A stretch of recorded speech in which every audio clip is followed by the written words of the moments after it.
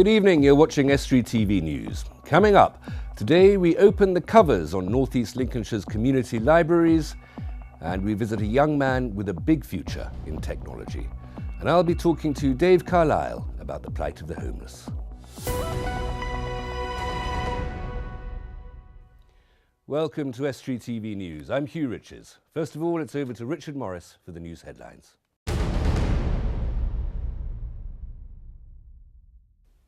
Hello there. A man has died after being hit by a train in Grimsby this morning. The incident happened between the Littlefield Lane railway crossing and the Boulevard Avenue bridge. It caused disruption across northern Lincolnshire's railway network this morning, but it's now returned to normal. A spokesman for the British Transport Police sent us the following statement. Our officers were called to the line close to Littlefield Lane crossing, Grimsby, on Thursday 15th of January after a report that a man had been struck by a train. Colleagues from Humberside Police and East Midlands Ambulance Service also attended, but the man was pronounced dead at the scene. The incident is not being treated as suspicious, but a file will be prepared for the coroner. New figures have been released by the housing charity Shelter, which they are using to urge people to contact the charity with concerns. It shows that in our region, 1 in 4 people have found the stress of paying for their housing has made them lose sleep, and that 1 in 6 people have had arguments about paying for housing with their partner or family. The charities say that many problems are caused by people trying to deal with debt worries in secret away from their partner and family. It's been a week since the tragic attack on the Charlie Hebdo offices in Paris. Now the magazine is seeing record sales and a shop owner in Scunthorpe is preparing to sell copies of the French satirical magazine. Matthew Stevenson is getting 85 copies of the magazine to sell on Friday, a week after the gunmen who attacked the magazine were killed.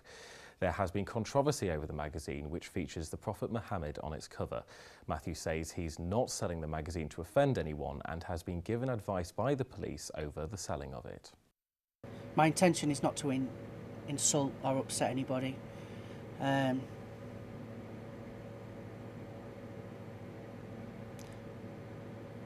We had a phone call yesterday from Scunthorpe Police. We had a phone call yesterday from the Brig Police. They said for us to be aware of our surroundings, to be aware of any strange goings on.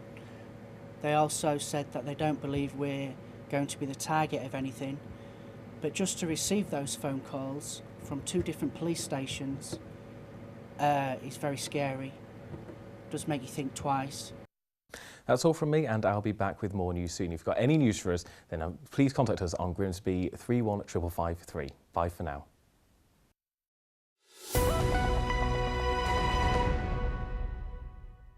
Thank you, Richard. 2,000 people had their say when North East Lincolnshire Council asked for feedback on the future of local libraries. Options included reducing opening hours, fewer libraries, and handing some libraries over to community groups to run. While none of this was ideal, the council needed to shave $500,000 from the budget. A number of not-for-profit groups have now intervened so that these buildings don't have to close. But that's not the end of the controversy. James Dunn reports. Here at Grimsby Central Library, opening hours have been extended. But it's a brand new chapter for 5 less central libraries offloaded to community groups. And this building reopened its doors under new management this week. It's been a long drawn-out process. We've been working for about 14 months ever since we'd read the questionnaire and thought the library's going to close. Came up with the idea of what Humberston needs. It needs a tea room, and obviously we wanted to keep the library. The shoestring budget will rely on volunteers in the library and money generated by the new village coffee shop inside. But they've admitted they still need to raise more than £20,000 to keep the library open. And the parish council has its concerns about the financial sustainability of their project. We know what it will cost because the parish council did the full costings. They are, in my opinion, financially unsound. And for somebody to be making £2,700 a month in sheer profit in a little village coffee shop, it's not going to happen. The parish council has pledged to step in if the project fails, but Mr Hall believes the council should have been more vigilant when checking the finances of the bid. The council, however, maintain that everything is above board. I mean, this year is, I'm aware of that, and I've obviously read it in the paper, and I've had phone calls. But all I know is that the procurement that was done, all the business plans were indeed scrutinised for due diligence. I never got involved in that because obviously I'm one of the decision makers and therefore couldn't. But I have it on the good authority from the officers that the decision was made to allocate Humberston Library and indeed Granthorrell Library. Don't forget that those people did go on Granthorrell as well. Was a very robust due diligence test, and therefore they got awarded it. Despite the parish council's concerns, they say they don't wish them to fail. So, however difficult it may seem, the people here will hope the community hub can turn a page. You're watching Estuary TV News. A little later in this programme, we ask what the people of Grimsby think of Sacha Baron Cohen's film called Grimsby, and Dan Kemp will bring you all the sports news.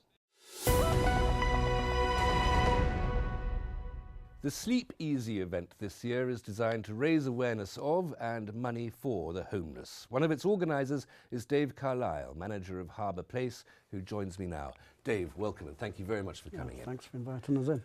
Precisely what is the Sleep Easy event? What's going to happen? The Sleep Easy event is an event that's happens each year now. This is its 5th year, and hopefully a large number of people will get together on the 30th of on the evening of the 30th of January at Freshly Place car park, and they will sleep out and be sponsored for sleeping out and raising awareness of homelessness.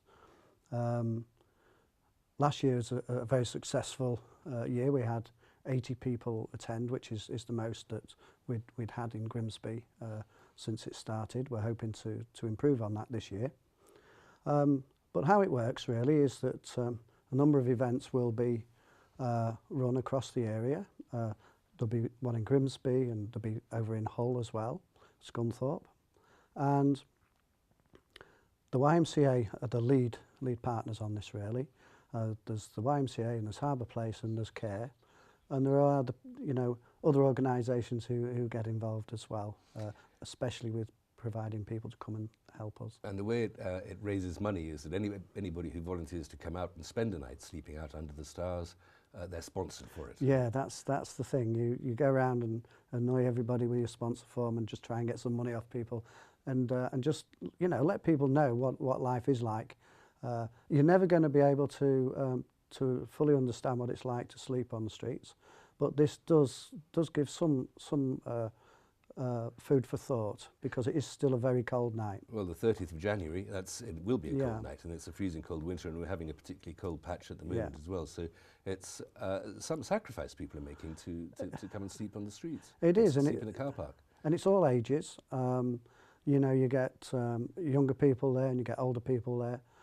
You get groups of people from different organisations who like to get involved.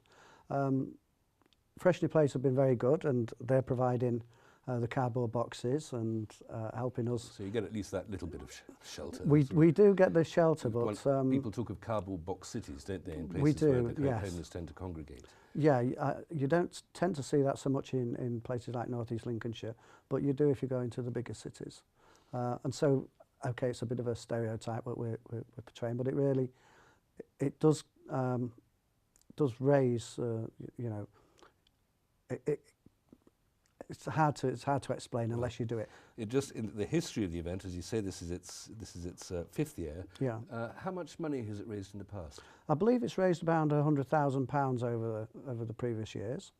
The money that's raised in Grimsby, and the sponsorship money that is raised in Grimsby, North East Lincolnshire that is, stays here as well. So the money is spent here, and it's spent on the young homeless people and within our own organisation and care. What precisely is that money spent on? I mean, is that spent on paying rent, or providing some sort of accommodation, or blankets, warm food? It's down to each organisation. They'll use it in a different way, but we hope to sort of unify it so that it's spent on the people themselves, and so that each organisation know really where they're going to be using it.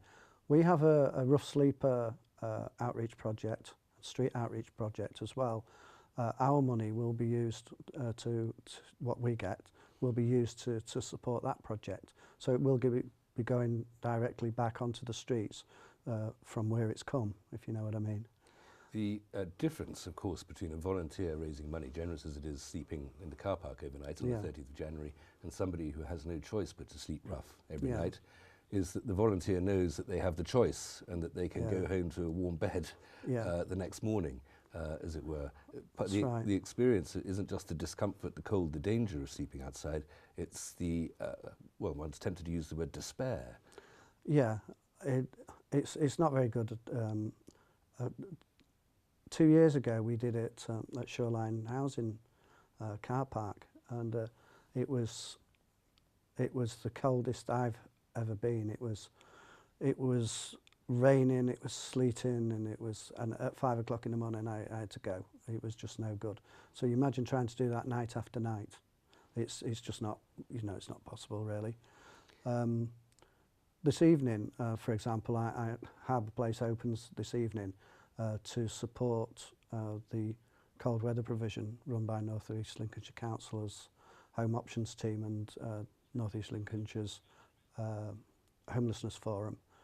The idea is when the temperature falls below zero for a period of time, over a period of number of days, a severe weather protocol comes into action, which means that agencies across the town will provide spaces for people to get off the streets, for those people who are known to be rough sleeping. If people want to get involved with the Sleep Easy event, I know our own Estuary TV News' own Dave Nunn has very gallantly volunteered to go along and share the experience and sleep out rough that night. How can people get involved? What need they do? Who should they contact? They can go onto the YMCA's website. It's on there. They can contact the YMCA directly. They can contact Harbour Place directly or CARE. The telephone number for Harbour Place is 01472 344 118, and we will provide them with the information which they will need. And the more the better, really. It is actually a good fun night. Well, it doesn't sound it, Dave, if I may say so, but how big is the problem? How many people are there? Just for instance, you're based in Grimsby, in North East Lincolnshire, say. How many people do you think there are out there who are sleeping rough? It's difficult to put an actual figure on that total number because it fluctuates so much. I believe, I'm not 100% sure, but at the last estimate, which was put in through North East Lincolnshire Council, was around 14 on that particular night. We estimate at the moment, we've got 5 people stopping tonight, and there will be probably 2 stopping at another organisation and 2 stopping at another organisation. So, you know, we've got 9 people there tonight. And do they have, apart from their homelessness, do they have anything else in common? Is there a particular demographic, a particular type, or is it all ages, both sexes? Both sexes, single people, age group, it does vary, but often in the 30s, 20s, 30s. The age group does vary from time to time. But ours are, the people who come into Harbour Place are mainly male. And what's the cause? What's created this dreadful misfortune for them?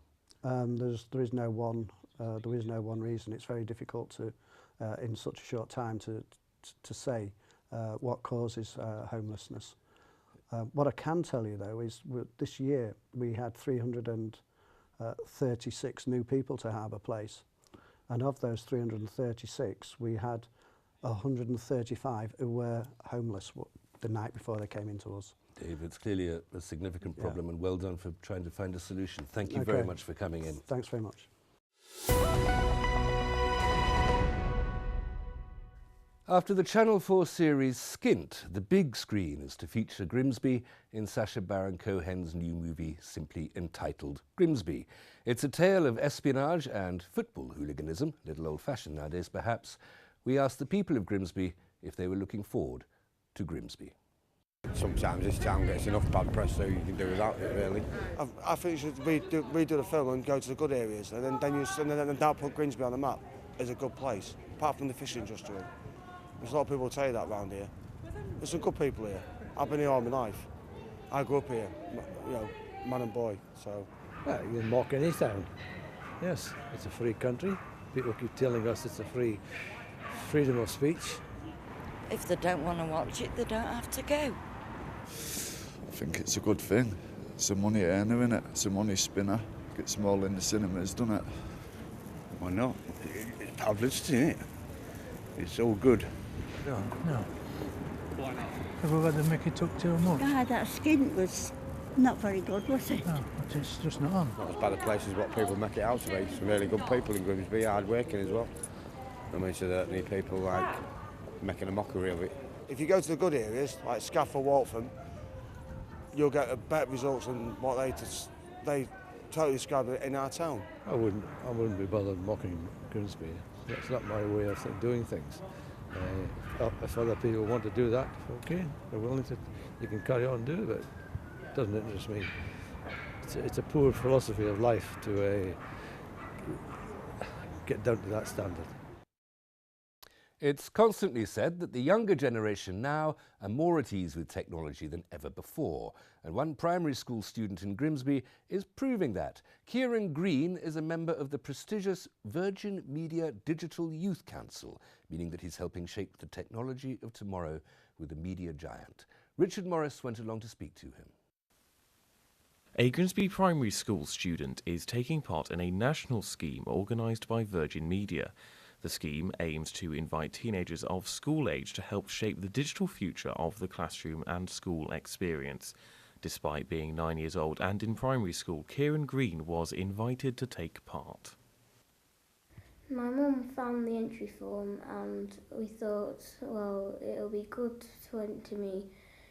At the time it was only for 13 to 17-year-olds. They're looking for like the next generation in like tech-savvy students, it says, and they want people who can who have the ability to use technology and things that use technology and come up with ideas to help people use technology. The 8 students taking part were split up into 2 teams of 4 with the task of inventing new technologies for the school children of tomorrow.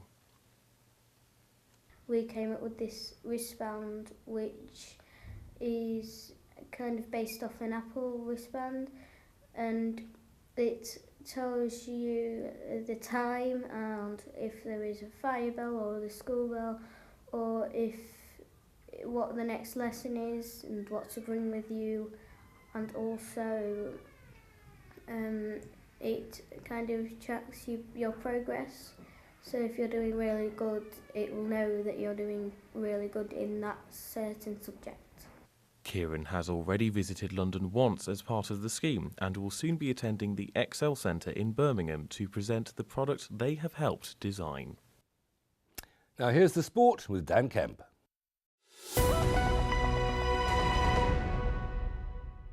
We'll start with news that Grimsby Town's postponed game from yesterday evening has been rescheduled for Monday.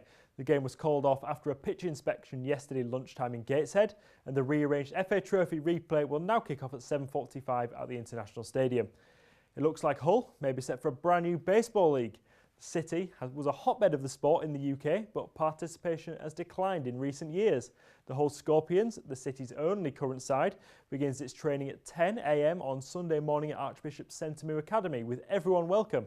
In 1996, head coach Gavin Marshall represented Great Britain, along with 11 others from the city, and Gavin hopes they can return to those highs. What we're looking at first of all is potentially setting up an East Hull and a West Hull team. So just 2 teams, that way we can play each other each week.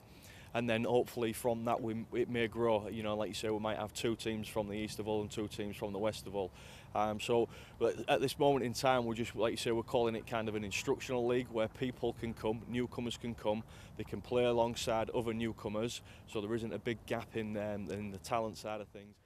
There's a few lines of transfer news from North Ferriby United to share. The club have announced that winger Jamie Yates is now on the transfer list by mutual consent after finding his playing time limited this season. Meanwhile, the Villagers have snapped up free agent Curtis Bateson after his contract at Scunthorpe United was terminated. He signed a one-year contract with the Iron back in May after progressing through their academy, but the versatile striker or winger now joins North Ferriby. And that's all for the sport.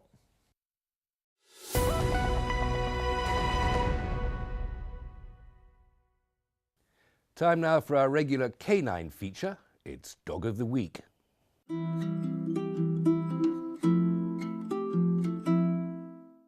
Yeah, we've got dog number 220, which is a Staffy, entire male. He's been with us actually since October, so we are really desperate to find him a home. He does need neutering, but he's fine on the lead with an harness on, and he's clean in the kennel. So we would like people to get in touch with us ASAP, please.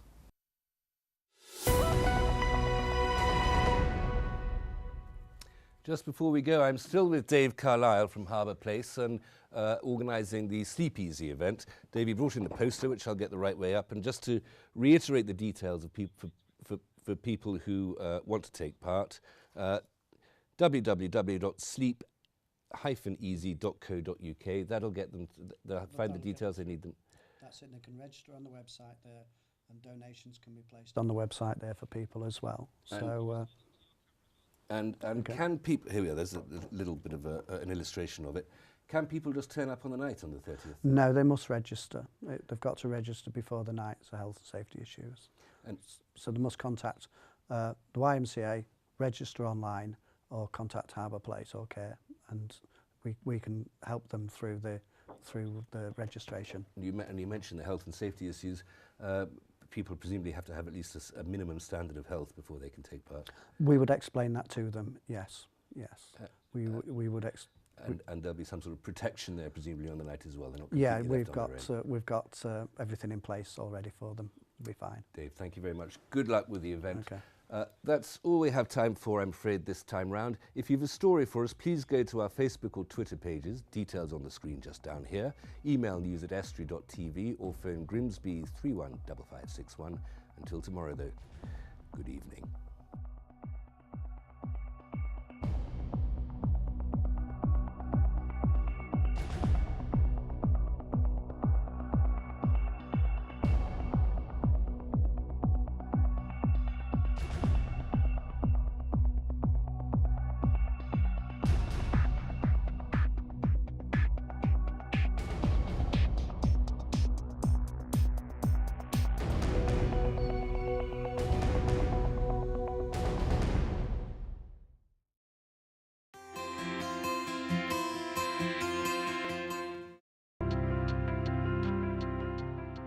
Hello and welcome to Estuary TV's weather. Many parts staying dry on Friday with some sunny spells, but scattered wintry showers will develop in the afternoon, mainly across the Pennines. Rather cold but less windy than of late, and a maximum temperature of 5 degrees. Staying cold on Saturday with bright or sunny spells and occasional wintry showers, and with a widespread overnight frost.